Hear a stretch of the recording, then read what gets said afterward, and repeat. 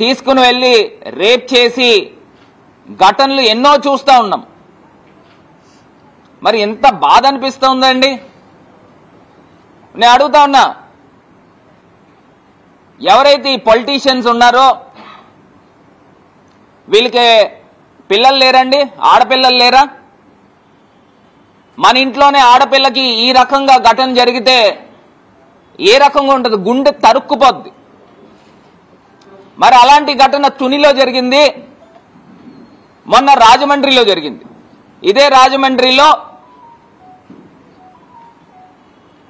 SC hostel, BC హాస్టల్లో ఒక SC బాలిక 10th క్లాస్ చదువుతున్న బాలిక దీపావళి రోజున సాయంత్రం 5:30కి ఆ అమ్మాయిని బయటికి తీసుకెళ్లారనంట. ఇద్దరు యువకులు. మళ్ళీ ఎప్పుడు తీసుకొచ్చారో వాళ్ళు చెప్పడం గంటలో తీసుకొచ్చారని చెప్తున్నారు, కానీ అది అందులో వాస్తవాలు లేవు.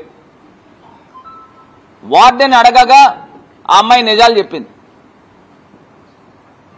అంటే ఆమెని ఒక ఇద్దరు యువకులు ఆమెని లైంగికంగా లోబర్చుకుని, ఒక మైనర్, ఇంత ఘటన జరిగితే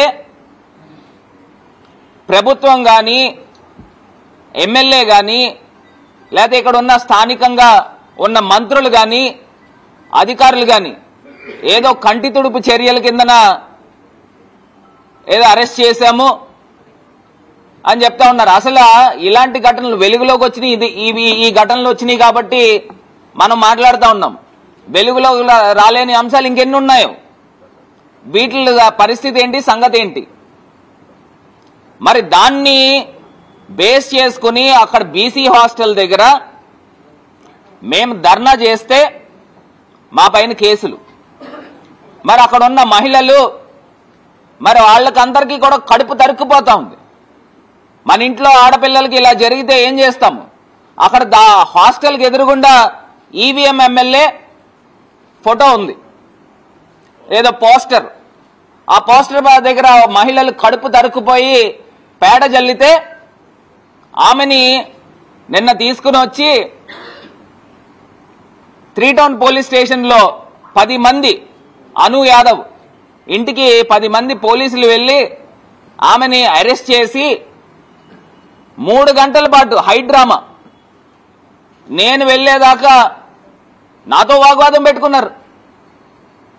నేను వెళ్ళేదాకా వదిలిన సందర్భాలు లేవు. నేను అడుగుతా ఉన్నా, ఈ ఈవీఎం ఎమ్మెల్యే ఏమన్నా దేశ నాయకుడా లేదా ఏమన్నా స్వాతంత్ర సమరయోధుడా? ఇప్పుడు ఎస్సీ బాలికకి తీసుకొచ్చి రేప్ చేసి ఆమెను మళ్ళీ హాస్టల్లో పెడితే ఎదురుగుండా ఫోటో పెట్టుకుంటే స్థానికంగా ఉన్న ఎమ్మెల్యేని ప్రశ్నించరండి? కడుపు తరుక్కుపోయి పేడ జల్లింది. నేను అడుగుతా ఉన్నా, ఈయనేదో పెద్ద దేశ నాయకుడి కిందన ఆమెను తీసుకుని వచ్చేసి జైల్లో కూర్చోబెట్టారు. నేను అడుగుతా ఉన్నా, సుప్రీంకోర్టు చీఫ్ జస్టిస్ పైన చెప్పుల దాడి చేశారు. నిజంగా భారతదేశంలో ప్రజాస్వామ్యంలో హైయెస్ట్ పొజిషన్లో ఉన్న వ్యక్తి పైన మరి ఈ ఈవీఎం ఎమ్మెల్యే ముఖం మీద పేడ జల్లారని చెప్పి ఆ పేడ జల్లిన ఫోటో కూడా, వీడియో కూడా మాకు కూడా పోలీసులు ఇస్తే అది ఒరిజినల్ మార్పుడ్ అనేది కూడా మేము కూడా తెలుసుకుంటాం. అది కూడా బయట పెట్టి సోషల్ మీడియాలో పెట్టండి.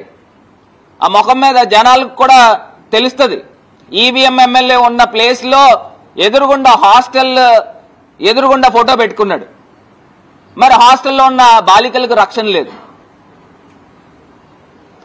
ఈయన పైన జల్లినందుకంట 3 గంటలు ఒక బీసీ మహిళని తీసుకుని వచ్చి పోలీసులు 10 మంది ఇంటికి వెళ్ళి భయభ్రాంతులు గురి చేసి తీసుకుని వచ్చి స్టేషన్లో కూర్చోబెడితే మేమంతా వెళ్ళి నేను అడుగుతున్నాం, 41A నోటీస్ ఇచ్చారు.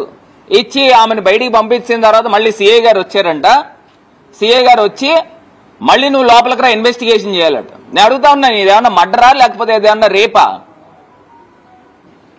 ఇన్వెస్టిగేషన్ చేయాలి. 41 నోటీస్ ఇచ్చి 26వ తారీఖున ఇన్వెస్టిగేషన్కి రమ్మని చెప్పిన తర్వాత మళ్ళీ లోపలికి తీసుకెళ్ళడానికి ఏంటండి దీనికి అర్థం? అంటే ఇది కేవలం కక్ష సాధింపు కాదా? మేము వెళ్ళి అడిగినందుకు మమ్మల్ని అందరిపైన కూడా కేసులు కట్టిన సందర్భం, మా అందరిపైన కూడా కేసులు కట్టారంట. ఎఫ్ఐఆర్ కాపీలు కూడా తీసుకుంటాం. అందులో కొన్ని సెక్షన్లు చాలా చిత్ర విచిత్రంగా ఉన్నాయి. ఆ సెక్షన్లు కూడా మేము కూడా ఆ కాపీ వస్తే మళ్ళీ మీడియా ప్రెస్ మీట్ పెట్టి మళ్ళీ మాట్లాడడం కూడా జరుగుతుంది. అంటే ఇంత దారుణమైన పరిస్థితుల్లో ఇవాళ ఆంధ్రప్రదేశ్ రాష్ట్ర ప్రభుత్వం ఉంది అనేది ఒక్కసారి ప్రజలు గమనించగలరని కోరుతా ఉన్నా. మూడో అంశంకి వస్తే అండి, ఇవాళ ఈ ఘటనలన్నీ ఎందుకు జరుగుతున్నాయరా అంటే మద్యం ఏరులై పారుతా ఉంది.